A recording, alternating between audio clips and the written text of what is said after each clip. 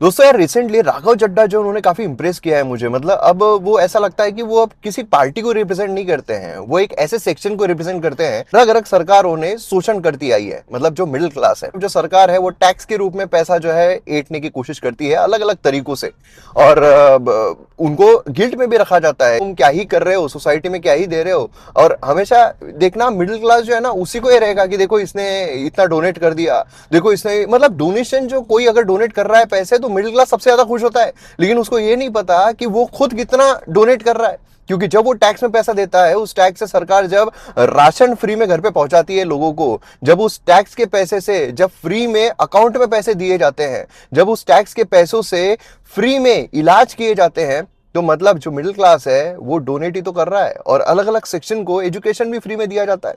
तो middle class काफी ज्यादा डोनेट करता है अपने अपने हिसाब से टैक्स के रूप में। और उसी के साथ जब उसका शोषण होता है, क्योंकि अभी आपने देखा होगा रिसेंट बजट में भी टैक्स पे टैक्स जो है वो लगाए जाते हैं। तो ये जो चीज हमें देखने को मिलती है, इसके लिए जो राघव चड्ढा ने, मतलब जो एसटीटी है, अभी जब long term capital gain on equity zero था तब एसटीटी को लाया गया कि वे एक सिंपल अपफ्रंट लेवी होगी ट्रेड्स पर regardless of profit and loss.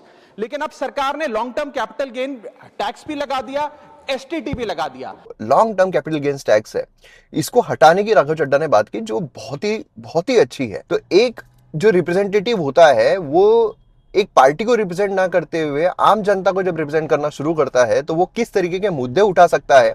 और पास्ट में भी राघव चड्ढा ने कई सारे ऐसे मुद्दे उठाए हैं जिस पर सरकार ने काम भी की। तो इसके लिए सही में कमाल है राघव चड्ढा जी का। और राघव चड्ढा जो है उनकी तरह ही बाकी जो लोग हैं, बाकी जो एमपी है, उन्होंने भी अब जो काम है वो करने चाहिए, जिनके लिए उनको भेजा गया है वो करने चाहिए। हा हुल्ला करने के लिए उनको नहीं भेजा गया है।